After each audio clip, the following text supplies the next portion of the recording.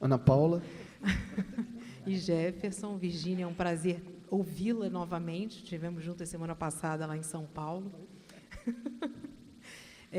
Bom, tem duas questões assim que eu acho que para tentar avançar no debate, mas sem fechar nunca, né? Virgínia, uma questão que eu acho que quem vem discutindo essa questão do imperialismo hoje, você pode nos trazer isso muito bem. Há uma contradição que vem sendo colocada em relação à questão do Estado, né? Justamente uma grande contradição que é essa relação do Estado e do capital hoje. Quer dizer, ele necessita o capital de circular, né, mundialmente, livre, mas, ao mesmo tempo, precisa da territorialização. Então, o Estado Nacional nunca foi, né, tão necessário ao mesmo tempo, e é contraditório porque os fluxos são mundiais. Então, vem aí, Ellen Wood coloca isso, Mesaros vem colocando isso, enfim, alguns autores, Harvey vem colocando isso, e aí você traz para a gente agora essa contradição também do ponto de vista político-partidário e das novas direitas, né, e como você traduziu. Então, fazer um pouco mais essa correlação com a questão dessa relação Estado-capital, se você puder, ou indicar pelo menos os caminhos. E, Jefferson, acho que você, agora no final, falou dessa questão da universidade pública. Eu acho que esse é um nó muito grande. A nossa nota da BEPS, a gente realmente veio chamando atenção para isso, principalmente porque, né, nos últimos 30 anos, mais ou menos, né, a pesquisa e a pós-graduação em serviço social veio crescendo nas PUCs e nas universidades públicas. E o nosso sustentáculo, as nossas produções, na nossa, né, as nossas publicações, né, ou seja, o que vem realmente sustentando a pesquisa e a produção de conhecimento da área de serviço social, segurando, inclusive, como área de conhecimento, entre as outras áreas, está na universidade pública. A maioria está nas universidades públicas e nas PUCs. Então, assim, essa é uma grande contradição e um desafio muito grande para a nossa área hoje. Então, como pode também trazer para a gente, mas acho que esse é um desafio que eu queria só colocar que também nós temos acordo, temos trabalhado um pouco nisso aí. Então, parabéns pelas exposições e vamos à luta. Charles Toniolo. Boa noite, Jana.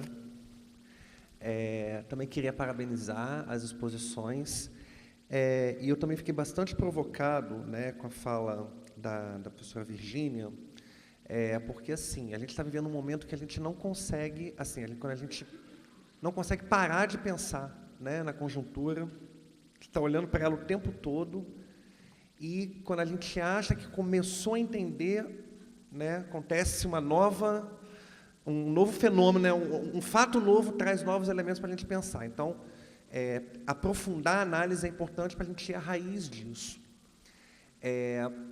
Eu queria que, assim, a gente veio vivenciando, né, desde junho de 2013, que a gente teve aquele levante, né, no país, e me parece que hoje isso está mais claro, do ponto de vista dos campos, né, das direitas e das esquerdas.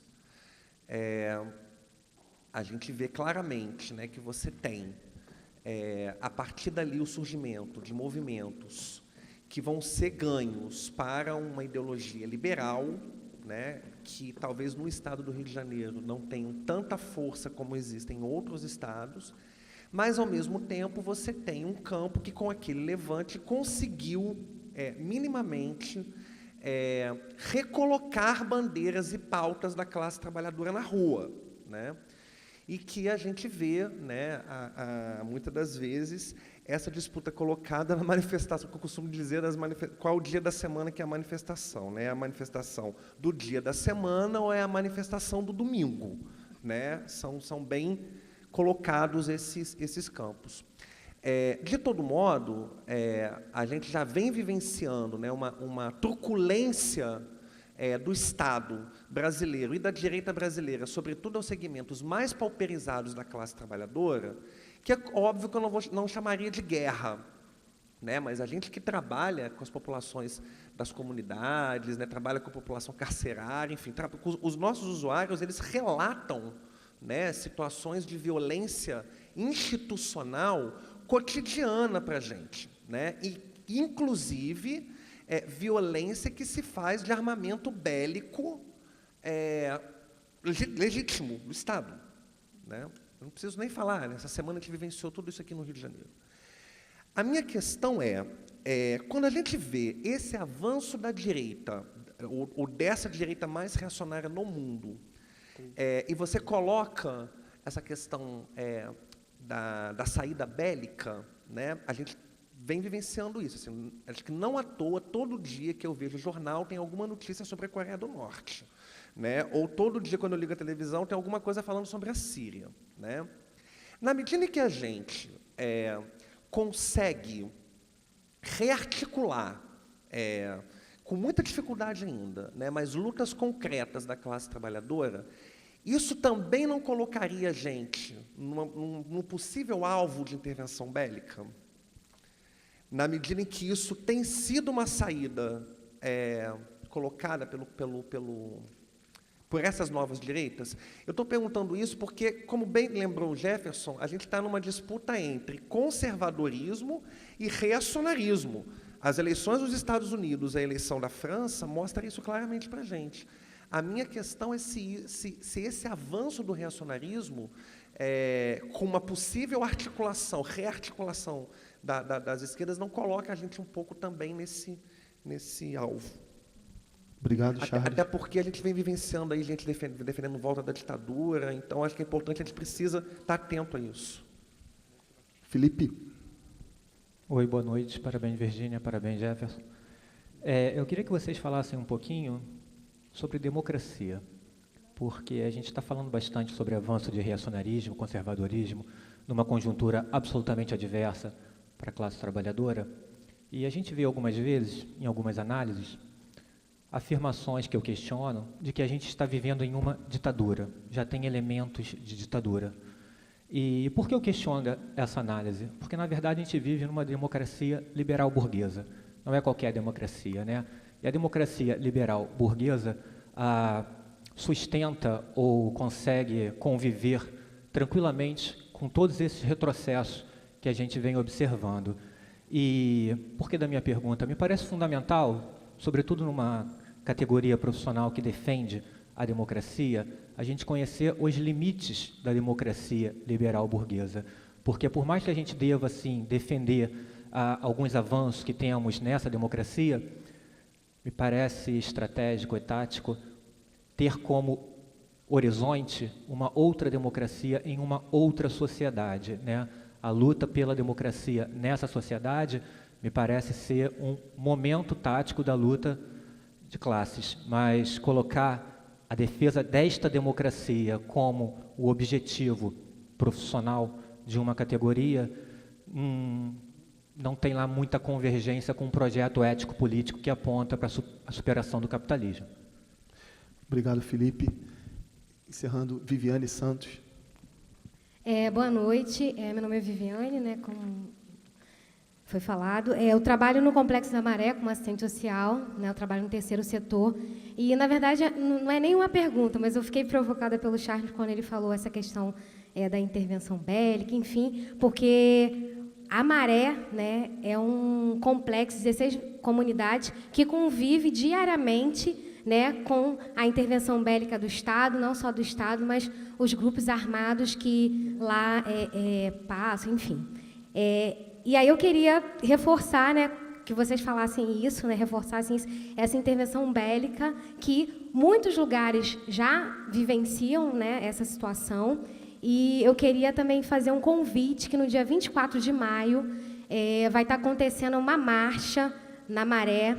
O nome da marcha é Basta de Violência, Outra Maré é Possível, exatamente para dar visibilidade ao que vem acontecendo há anos nesse complexo de 16 comunidades, que é a Maré. Claro que não é só lá que acontece, né, mas eu falo desse lugar, que é o lugar que eu trabalho, e fazer um convite para quem puder se juntar a nós. Então, várias instituições que atuam na Maré e o conjunto de moradores resolveram se juntar para dar visibilidade ao que está acontecendo na Maré. Então, vai ser no dia 24 de maio, 2 horas da tarde, lá na Maré.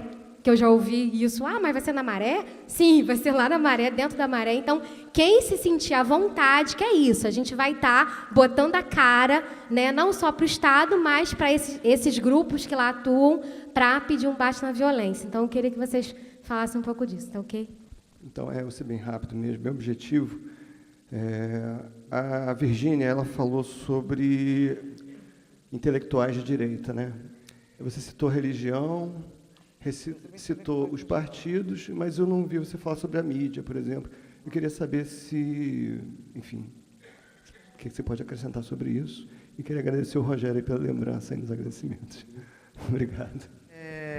Bom, então eu vou gastar alguns segundos desse meu tempo fazendo o que eu devia ter feito no começo, que é agradecer o convite por estar aqui, agradecer a satisfação de estar aqui na mesa com o Rodrigo, com a Dácia, né, que é uma felicidade, né? E com o Jefferson. Então, eu simplesmente entrei de sola, sabe? Acho que eu já estou muito excitado, tomei muito café. Vamos aqui para as questões. A questão do imperialismo me parece gravíssima, vou tentar fazer telegráfico, porque, por um lado, o pós-45, o que eu chamo de capital imperialismo é um encapsulamento da classe trabalhadora no terreno nacional, enquanto se libera o capital para circular no plano internacional. Essa contradição, que é a contradição do Estado contemporâneo, a gente vai ter de enfrentar. Não basta chegar ao Estado. A gente já sabe hoje, assim, com clareza, de que não basta ter boas políticas no Estado, porque o capital é capaz de desmantelá-las. 2, não basta ter política ruim, ainda assim, para remediar no Estado, porque ele também vai desmantelar. E não basta sequer chegar no Estado. É preciso enfrentar a própria lógica do Estado. Essa é uma discussão que seguramente não está na ordem do dia, embora ela seja fundamental para lastrear qualquer reflexão consistente e estratégica. E não está na ordem do dia porque a gente está sendo devastado dos direitos públicos, dos direitos estatais. A gente está encapsulado pelo Estado e perdendo aceleradamente direitos. Então, nossa política é, legitimamente, enfrentar essa perda de direitos. Porém, não basta enfrentar essa perda de direitos como perda de direitos. É preciso enfrentar essa perda de direitos enfrentando o Estado, enfrentando o capital. Tem uma saída bonitinha, fechada, façam assim? Não, não tem. Mas é a grande questão que a gente tem. As tensões interimperialistas estão crescendo. Estão crescendo porque é uma massa enorme de capitais centralizado e concentrado, precisando se valorizar, circulando pelo planeta e empurrando para baixo, né, exasperando as condições da classe trabalhadora. A classe trabalhadora cresceu no mundo e não diminuiu. As condições dela são piores, mas ela cresceu, ela é maior. Então, o enfrentamento, as contradições que estão em curso, né, que esse processo gera, nós não temos ideia do que poderá vir. O que está evidente, por enquanto, é ainda a manutenção desse encapsulamento, que não cabe, ele não cabe nas costuras, a luta de classe não cabe nessas costuras. E, por outro lado, um aumento de tensões interimperialistas, que é o caminho que eles já fizeram em 14 e fizeram em 40. É o caminho de enfrentamentos. Não está claro ainda quem se alia com quem para onde. Essa é uma situação, e mais, já está claro que as fórmulas gastas estão sendo usadas, do nacionalismo, da xenofobia, do racismo, etc. Essas fórmulas históricas das tensões interimperialistas estão sendo colocadas. A guerra bélica hoje, o enfrentamento bélico, o enfrentamento militar internacional, seguramente não terá mais o desenho de nenhuma guerra anterior. Tem 3 áreas de guerra claras hoje. A primeira é a nuclear. E nós não sabemos qual é a condição de fazer guerras nucleares pontuais de tal maneira que atacar o outro não seja imediatamente se destruir, tá certo? Ou destruir quem está no caminho. Segundo, é a arma da internet. Nós acabamos de ver um ciberataque internacional que pegou todos os continentes. Essa arma foi criada pelos Estados Unidos, provavelmente. Ninguém sabe quem disparou, mas foi criada pelos Estados Unidos. É um vírus chamado WannaCry. Já tem, procurem lá na internet, já tem tudo bonitinho. Isso foi preparado pelos Estados Unidos, mas não foi feito, aparentemente, pelo governo dos Estados Unidos. Se a gente tem hoje uma circulação de outros tipos de armas, e nós temos muitas armas também no âmbito da saúde. O Jefferson tocou a questão do Huntington e da AIDS. A saúde é uma das as armas biológicas, as armas químicas sobre a vida são hoje poderosas e dão extremo lucro e estão em uso. Então, as tensões estão postas, as tensões interimperialistas estão postas, de certa maneira, a possibilidade que o capital imperialismo abriu de incorporar os novos chegantes diminuiu. Então, se a gente observa minimamente o cenário internacional, vocês veem que há 2 anos, quando mais ou menos começa a crise no Brasil, a Rússia está começando a entrar na Síria. Os Estados Unidos começando a provocar a Coreia. Não é a Coreia que ele está provocando, é a China. Mas a China não tem interesse, nem os Estados Unidos têm interesse de abrir aberto. O golpe brasileiro é suficientemente contraditório para quem é que está comprando coisa aqui? A China. Então, a situação é uma situação toda muito... É uma situação instável de relações de força, onde o que se pretende fazer é conter, de qualquer forma, a possibilidade de que essa massa trabalhadora gigantesca possa se manifestar. Então, o anticomunismo preventivo, que vigora desde a Comuna de Paris, pelo menos, está em plena atuação. Charles, a truculência da direita, bom, eu acho que eu já juntei um pouquinho a questão da Ana Paula com a questão do Charles para avançar. Felipe, democracia, eu centrei minha fala nisso, né? Quer dizer, centrei, eu usei, um dos pontos fortes da minha fala era a questão da democracia. Primeiro, porque eu não acho que a democracia seja burguesa. Não existe democracia em abstrato. Democracia é forma de luta e formas de derrota da classe trabalhadora no processo de institucionalização. Porque não existe... Estrutura representativa não é democracia, acesso ao voto não é democracia, e os próprios liberais reconhecem a partir do Marshall, que o Jefferson, aliás, citou. Então, portanto, a discussão sobre a democracia é uma discussão que necessariamente tem de remontar às exigências das lutas, seja dos setores populares, seja dos subalternos, seja das classes trabalhadoras, ao longo da história, pelo menos desde muito antigamente, pelo menos desde, sei lá, 500 a.C., é uma luta permanente, cujos resultados institucionais, quando há vitórias, são também derrotas. A inscrição de vitórias da classe trabalhadora dentro da legislação burguesa é simultaneamente vitória e derrota. Então, acho que essa tensão permite a gente, primeiro, não entregar para a burguesia o que é nosso. Até porque, se a gente observar, o golpe burguês no Brasil é um golpe sobre a democracia, em todos os níveis, desde do processo eleitoral até o processo representativo, até o processo partidário, sem falar da atuação empresarial brasileira hoje, que curto-circuita na prática e em nome da democracia exatamente aquilo que ela defende com a outra mão. Então, acho que essa é uma questão que precisa ser debatida, porque é uma contradição burguesa, e as nossas questões vão precisar ter claros que a democracia não existe sem socialização efetiva da existência. Não é possível nada parecido com democracia sem socialização efetiva da existência. Ela é, no máximo... Então, se a gente pegar as grandes lutas no pós-45, era a democracia ocidental e cristã contra a democracia popular. Era assim. A Guerra Fria, Abria este cenário, democracia popular. Essa é a discussão do Lenin, é a discussão do Engels. O que é que significa democracia para a classe trabalhadora?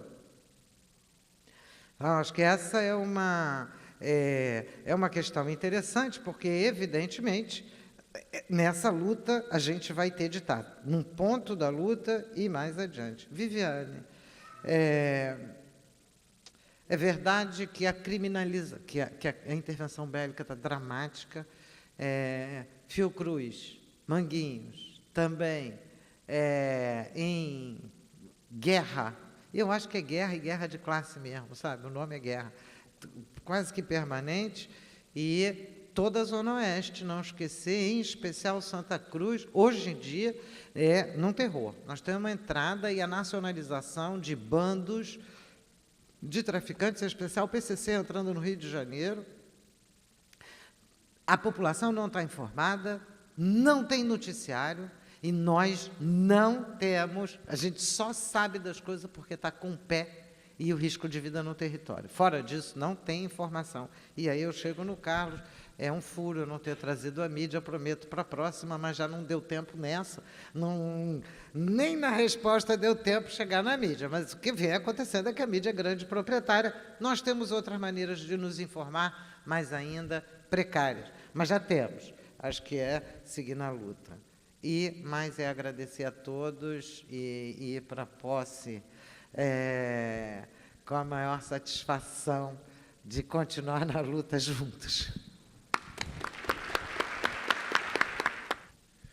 Também vou ser bem rápido, né, para a gente tentar respeitar aí o tempo. Eu vou tentar ir na ordem das questões, só juntar o Charles com a Viviane, que acho que tem alguns elementos aí que se aproximam. Eu penso que no âmbito da formação em serviço social, nossas entidades, os nossos debates têm, embora com polêmicas, né, têm dado conta de, pelo menos, manter esse debate aceso. A minha impressão é que a grande novidade que a gente precisa se aprofundar é de que me parece que a composição concreta da nossa categoria ela está em profunda alteração. E isso eu não é meu tema de pesquisa, né, mas eu acho que as entidades precisam ter a maior atenção e a minha impressão é que há uma maior proximidade entre as universidades públicas, os cursos de serviço social com as entidades do serviço social. Tem algumas experiências que o CRES do Rio já tentou desenvolver há alguns anos atrás, né? Eu acho que é um caminho necessário e promissor para a gente enfrentar esse combate, né? Essa tarefa. Estou fazendo doutorado agora na FRJ e tendo aula agora com o professor Zé Maria Gomes. Ele sempre cita que no Rio de Janeiro a gente não tem noção, né, do que significa a violência institucional que não aparece na mídia, né? Zé Maria vive insistindo conosco. São 100 mil assassinatos por ano no Rio de Janeiro que não vão para as estatísticas oficiais. São 100 mil desaparecimentos, à lá Amarildo, que a gente não fica conhecendo. Quando aconteceu a situação do Amarildo, esses números vieram à tona, inclusive na capa do Globo. Mas são informações que não chegam até a gente, né? Que é um processo de dizimação. Eu não diria que é guerra, porque guerra implica um mínimo de igualdade, de confronto, né, inclusive, mas é um processo de dizimar parte das classes que têm alvo. Em relação a, se nós somos, a minha impressão em relação à provocação do Charles é que é o seguinte: se a gente olhar nas últimas crises capitalistas mais recentes, a alternativa bélica, a alternativa de fortalecer a indústria bélica, nunca deixou de estar entre as possíveis saídas do capital para a sua recuperação do ponto de vista das crises que enfrentava. Eu concordo com a observação da Virgínia, né? Se isso não acontece mais como acontecia antes, o Mesaros, no livro agora dele de 2015, ele chama atenção para a covardia, é assim que ele chama, ele diz, os drones, que hoje, né, aqueles equipamentos não tripulados, que você controla da tua casa, assassina pessoas onde você quiser no mundo, o Mesaros vai chamar da arma mais covarde já produzida pela inteligência humana. Ou seja, a gente não sabe o que nos aguarda desse ponto de vista dessa alternativa. Mas é uma alternativa que o capitalismo nunca abriu mão. Eu não vejo hoje o Brasil como um alvo prioritário no quadro internacional, né? Acho que estamos longe disso, mas eu acho que do ponto de vista mundial, do ponto de vista internacional, é algo que a gente precisa ter atenção. E quando a gente apanhou muito da polícia, agora dia 28 de abril, né, tinha uma parte da população, né, que dizia assim para a gente, olha, vocês estão vivendo agora o que a gente vive sempre. Né, a população da Maré, do Alemão, que estava conosco nas lutas, que estava conosco nas... Por quê? Porque esse modelo de repressão, né, e de criminalização e de ataque que chega hoje às mobilizações que a gente consegue organizar, elas já estão presentes há muito tempo do ponto de vista de algumas localidades geográficas, não só no Rio de Janeiro, mas pelo Brasil afora. Né? A professora Isabel Cardoso, lá da UERJ, ela chama atenção, por exemplo, para os processos que, inclusive do ponto de vista do desrespeito à legislação, que é uma das legislações sociais, né?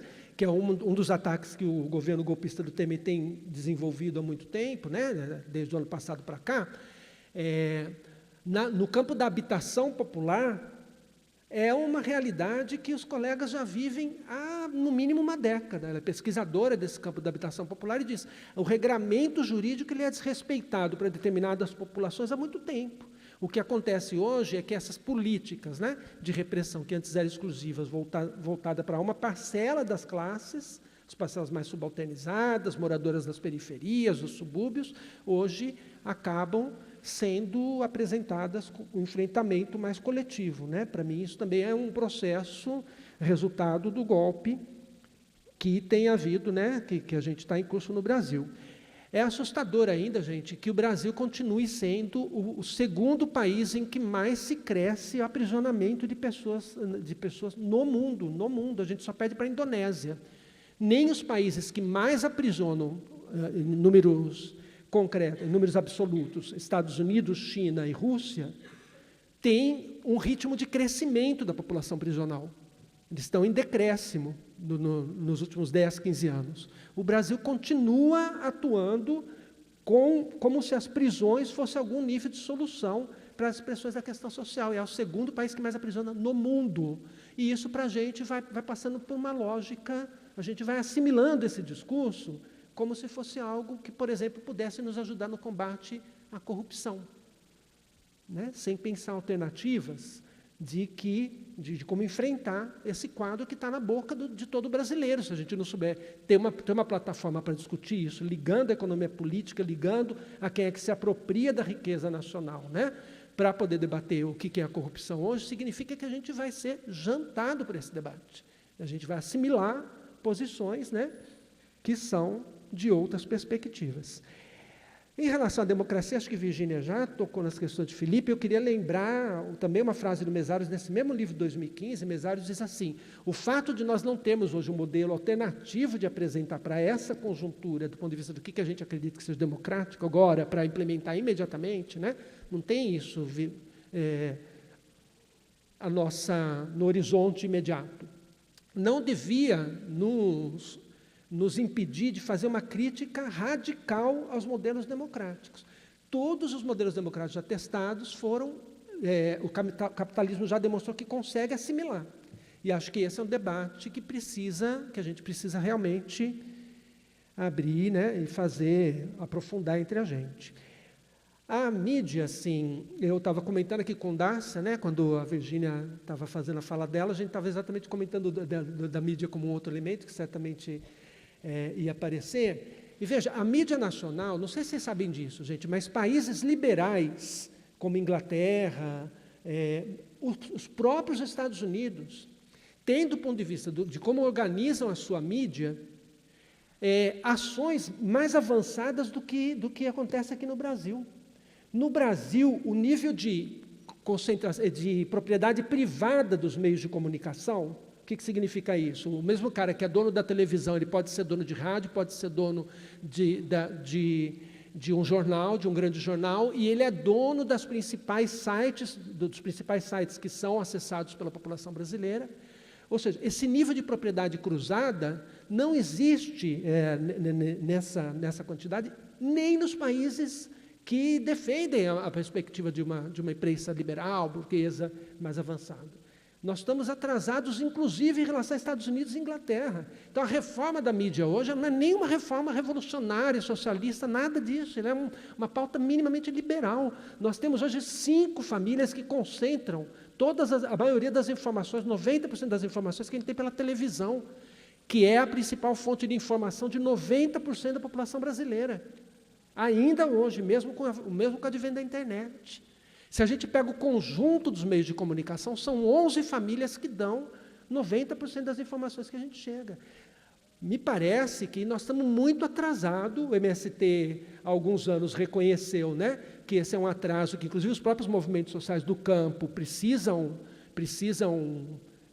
correr atrás, né, precisam superar. Mas o debate da democratização da mídia, num país que é continental, que tem 200 milhões de habitantes, se nós não enfrentarmos essa tarefa, né, com centralidade, certamente as nossas condições de fazer política e de confrontar esse quadro de coisas serão muito mais difíceis. No serviço social, o Felipe falou disso na mesa anterior, os outros colegas, Janaína, né? A gente tem tentado construir políticas de comunicação mais ousadas. Eu acho que a categoria precisa também se apropriar desse debate, porque, inclusive, para o nosso exercício profissional, isso é um instrumento de atuação bastante importante se a gente consegue criar formas alternativas de comunicação com a população usuária, né? Eu queria, antes de terminar, vi ali a Maria Luísa Tambellini, né? Amanhã, nós da UERJ também temos uma atividade que eu queria deixar o convite para vocês. Às 5h, nós temos uma aula pública, né? A UERJ tem feito uma série de aulas públicas na frente da sede do governo estadual, porque já que a UERJ não tem condições ideais, né, para desenvolver suas atividades, inclusive as aulas, é uma campanha que a gente disse: se a UERJ não nos permite dar aula, nós vamos dar aula na porta do Pezão. Então, às 5h de amanhã, nós temos uma aula pública de lá. Lá a gente está chamando vários setores, né, e faz parte das mobilizações em defesa da universidade pública. Por fim, agradecer a atenção de vocês, agradecer novamente por estar nessa mesa e dizer que a gente continua junto aí para as lutas que certamente virão. Muito obrigado.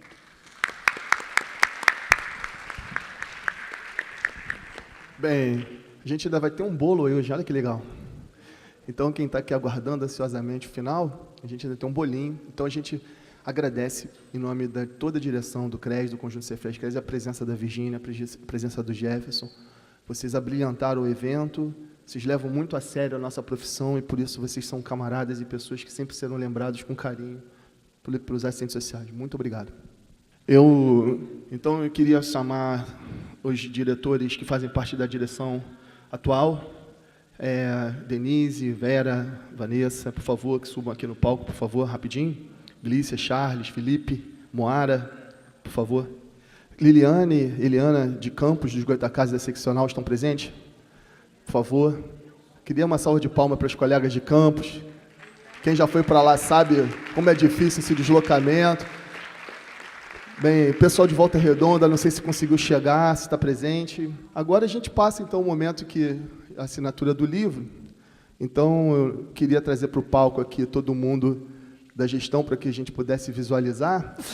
E, então, eu quero chamar a nossa querida, estimada e a nossa grande militante, a nossa liderança estadual agora, e que vai precisar de todos nós juntos nessa gestão, Dácia Teles, para fazer a assinatura do livro, nossa presidente.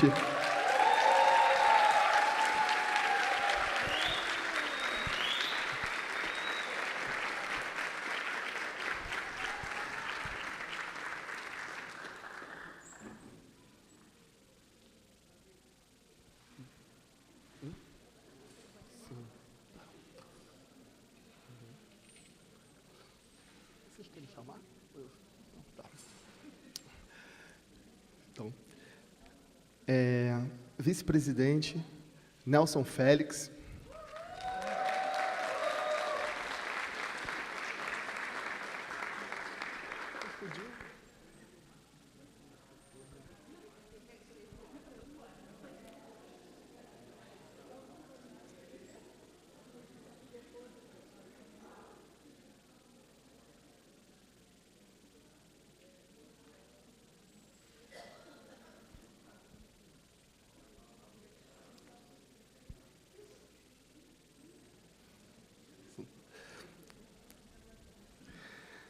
Primeira secretária, Simone Lessa.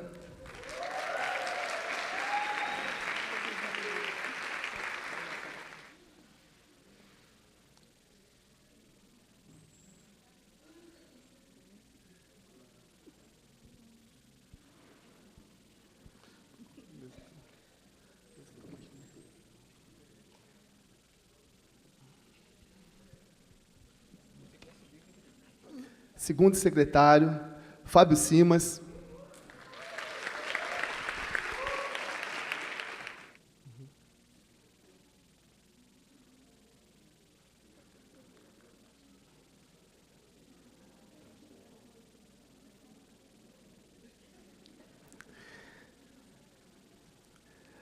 Primeiro tesoureira, Luciana Teixeira.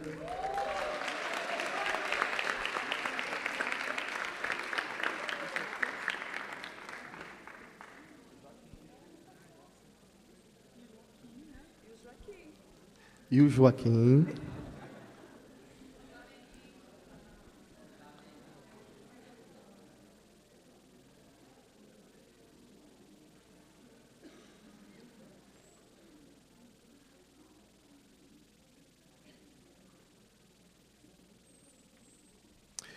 Agora, o Conselho Fiscal. Presidente, Janaína Bilatti.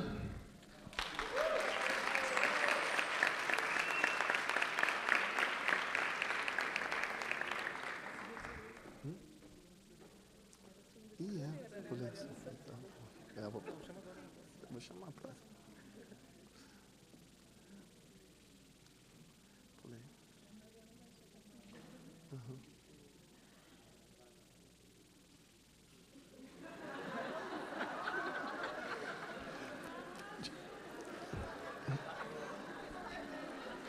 Eu peço desculpa, eu pulei uma grande companheira querida, a segunda tesoureira Mariana Setúbal.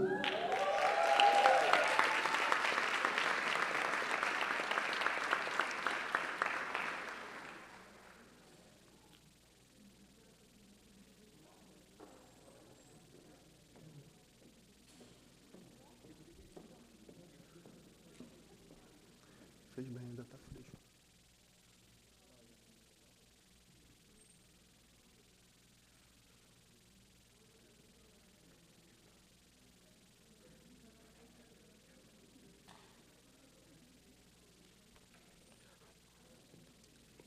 Primeira vogal do Conselho Fiscal, Jussara Ferreira.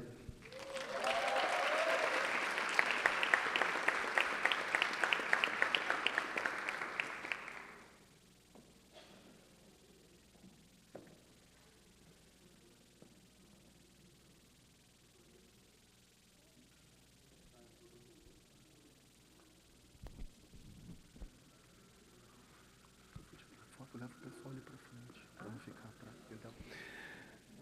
Segunda vogal do Conselho Fiscal, Natália Figueiredo.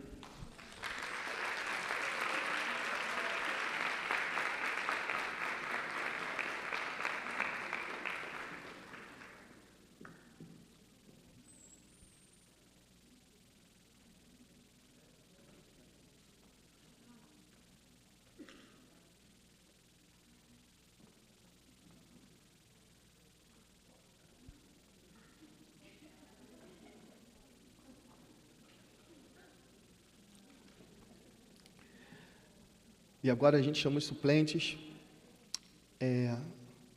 Natália Carlos.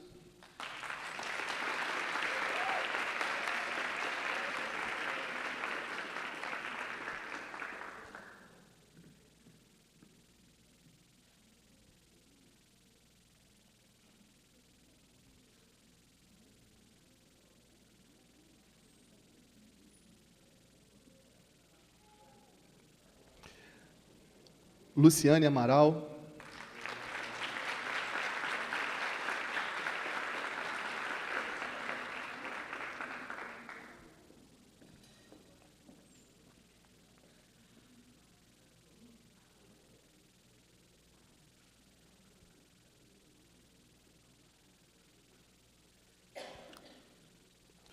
Carla Diniz.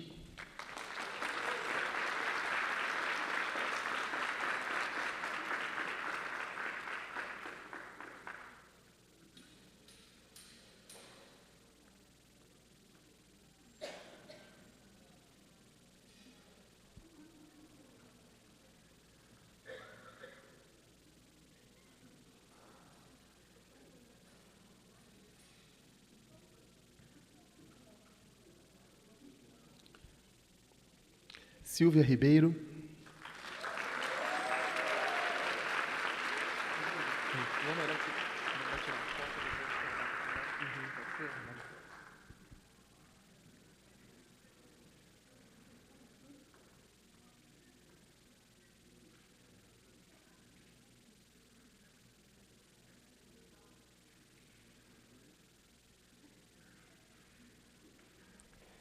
Paulo Faleiro.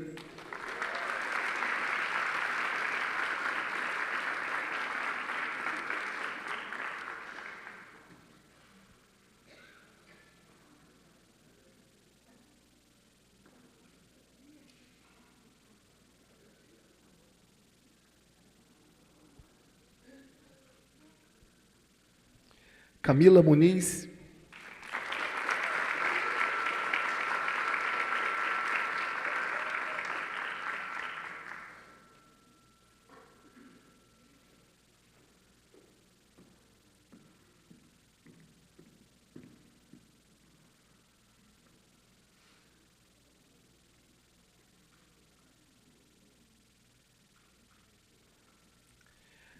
Mônica Olivar.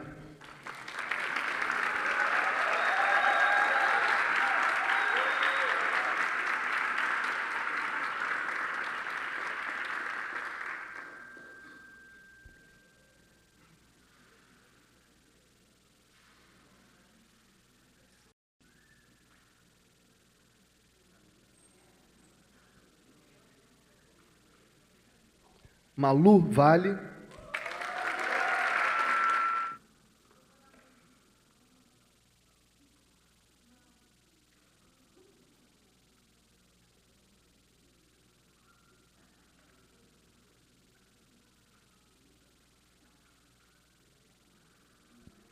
E Charles Vieira.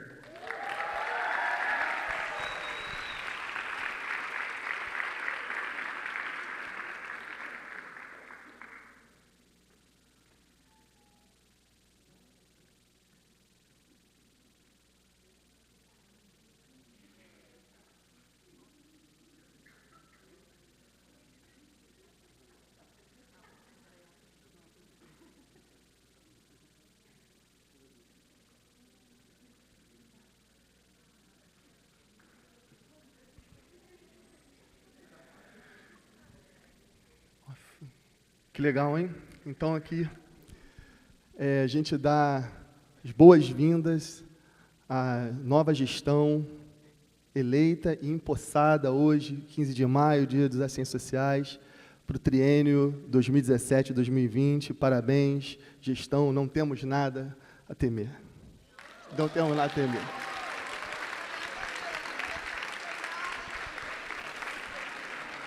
Então, eu tenho que agradecer a gestão contra a corrente pela presença, mas é que eu pensei que ia ficar todo mundo aqui, no final a gente ia gritar, acabou o discurso, negócio assim, mas tudo bem. Bom, a gente preparou aqui uma fala, né, porque eu sabia que eu ia estar emocionada, nervosa, com a responsabilidade de falar em nome do grupo, e porque também não tenho o hábito de fazer falas dessa natureza. Mas eu queria inicialmente agradecer a todas as assistentes sociais que estão aqui, pela disponibilidade de ter vindo. Uma segunda-feira, a gente sabe que todas estávamos, né, trabalhando ou com outra responsabilidade, e chegamos aqui. Então, e é esse horário, né? Então, obrigada pela disponibilidade de vocês. Falar da importância, né, e da admiração que eu tenho por essa categoria. E, ao falar dessa categoria, também saudar as conselheiras da sede, das seccionais, os que eu ainda continuo considerando conselheiros, né, porque vão ter os conselheiros eméritos, né, que vão ser referências para mim, e os que estão agora assumindo essa responsabilidade. Cumprimento os representantes da ABEPS, da Enesso, e, em nome, saúdo as demais entidades e sujeitos coletivos e individuais que estejam aqui presentes. O seminário ele já provocou uma série de reflexões. Talvez, à medida que iam sendo feitas as análises, eu acho que o medo de todos nós, e diante da responsabilidade desse compromisso, foi apertando, né? Diante de vocês, colegas de profissão e de luta política, a gente quer fazer o agradecimento em nome de quem acredita que a luta continua e pode, alguns dizem, mas que loucura, por que estamos aqui? Mas só muda a realidade quem está assumindo essa natureza de responsabilidade. E a gente já se beneficiou muitas vezes disso. O nosso agradecimento é aos trabalhadores do CRES, que estão aqui, que contribuíram para que esse evento fosse possível. Muito obrigada.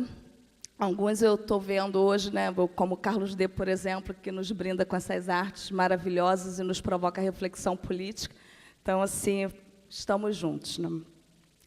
Hoje é um dia muito importante para o serviço social brasileiro. Então, a gente está tendo em todo o Brasil um monte de atividades relacionadas a esse dia.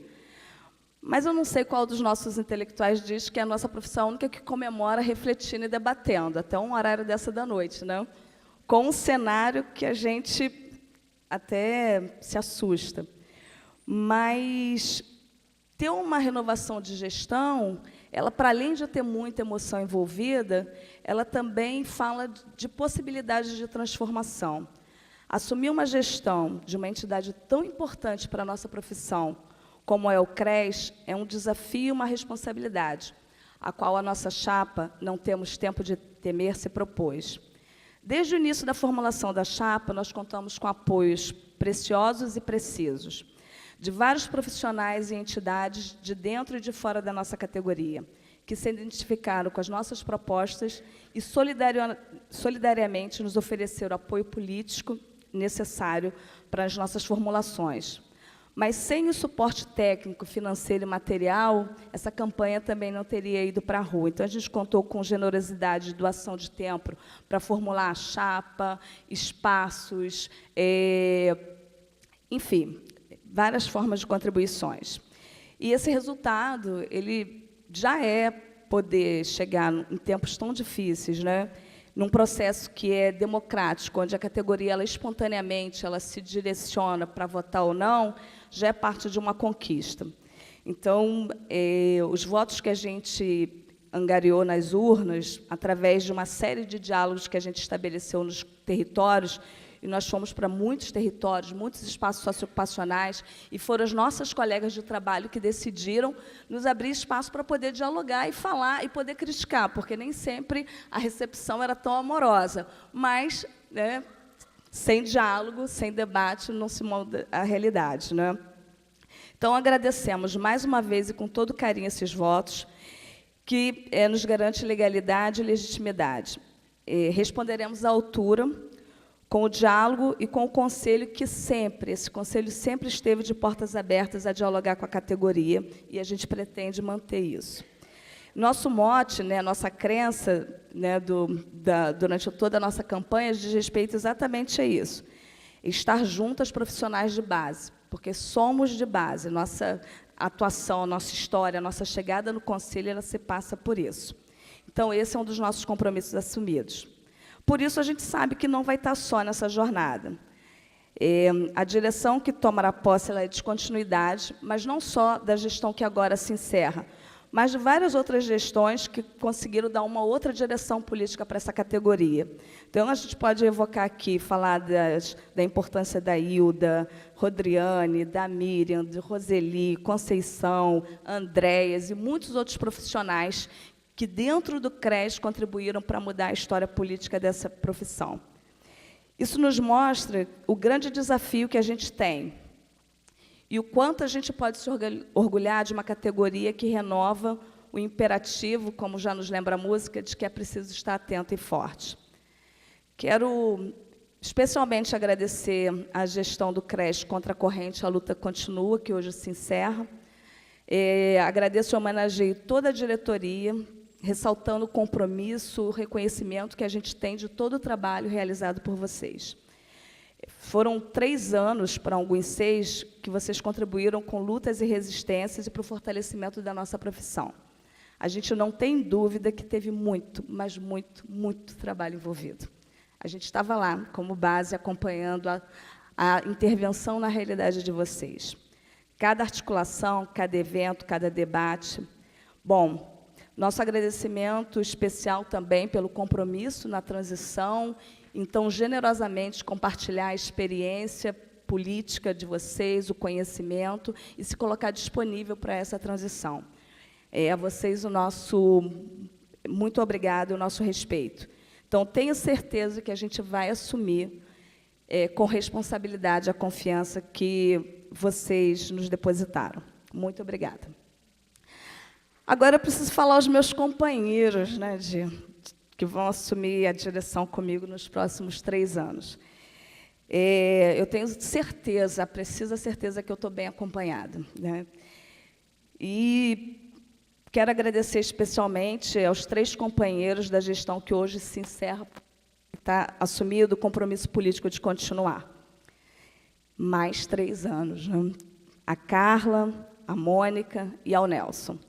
Muito obrigada por acreditarem que sem luta não se muda a realidade. Obrigada por continuar com a gente.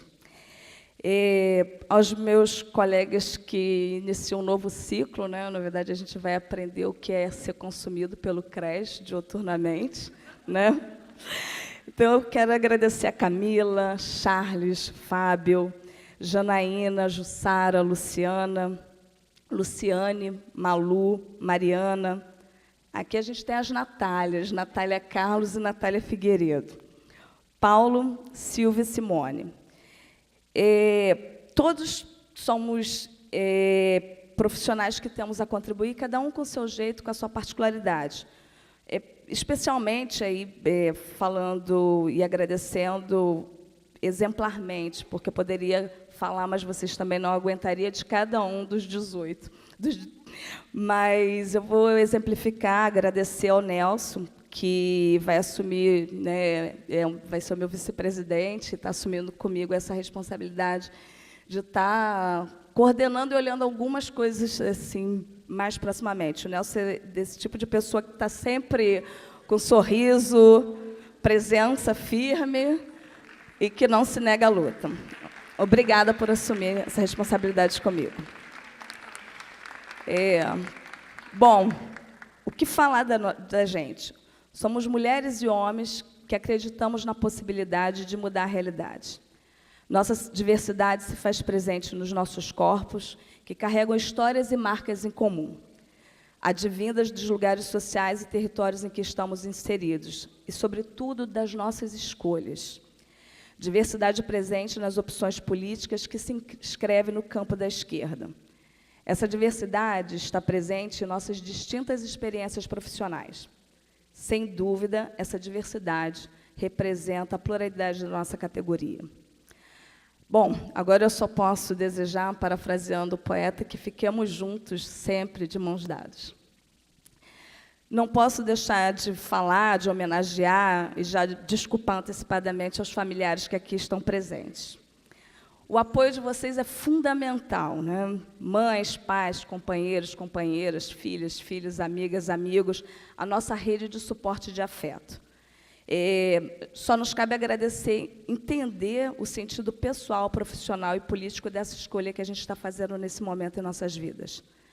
Antecipadamente, reitero, porque vocês vão entender ao longo dos 3 anos, e a Ana Paula já deu um exemplo aqui, que é com muito amor que vocês vão suportar as nossas ausências. Muitas ausências, muitas ausências. Mas só altera a realidade quem atua coletivamente, e vocês fazem parte dessas lutas coletivas. Cada ganho nosso é um ganho de vocês, porque a gente está incidindo, melhorando essa sociedade. Bom, aqui, melhor do que eu poderia descrever, Virgínia e Jefferson fizeram aqui uma análise de realidade que mostra o quão complexa vai ser a conjuntura que se apresenta para a gente lidar, enfrentar questões complexas, éticas, políticas, de toda a ordem. Contextos que, sem exagero, são ataques diários, cotidianos, né, que atingem de forma brutal toda a classe trabalhadora. Afetam nossos usuários e nossas usuárias, e, consequentemente, nos afetam, porque também somos trabalhadores. A gente precisa lembrar diuturnamente disso, nós somos trabalhadores.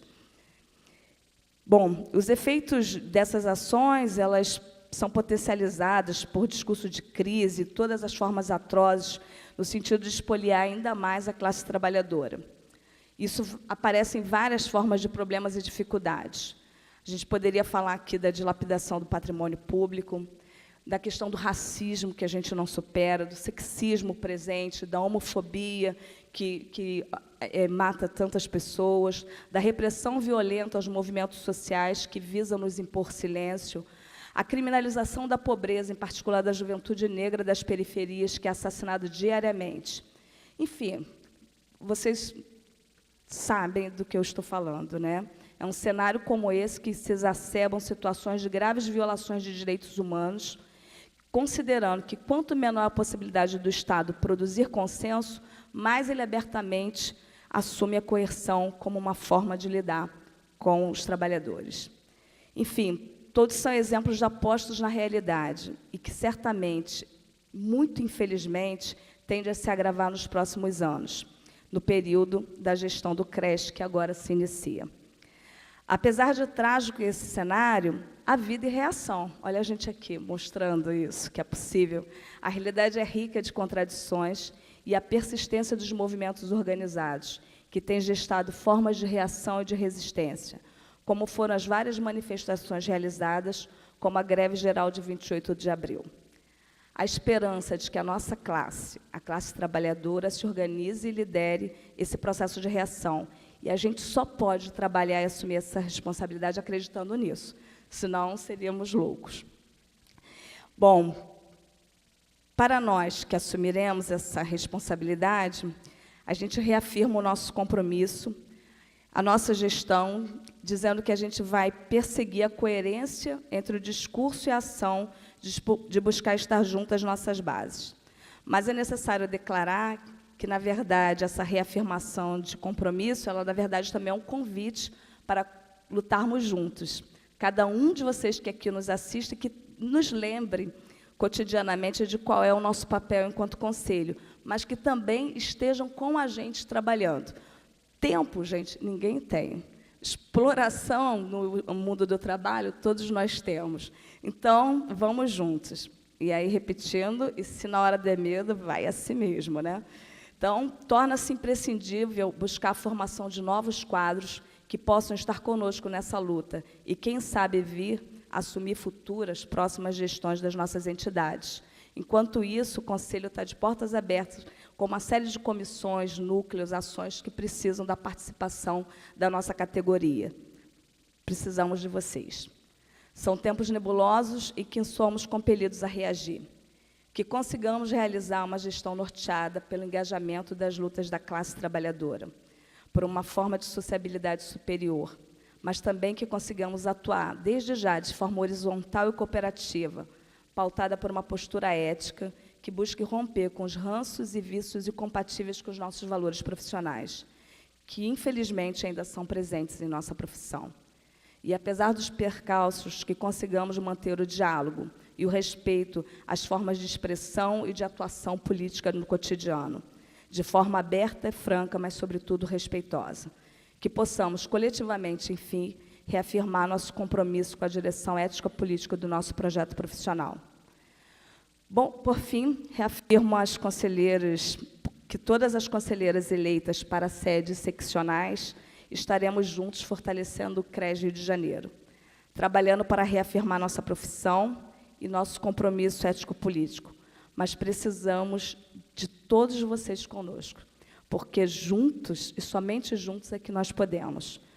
Muito obrigada pela confiança e, mais uma vez, parabéns a todos nós, assistentes sociais, pelo nosso dia, né?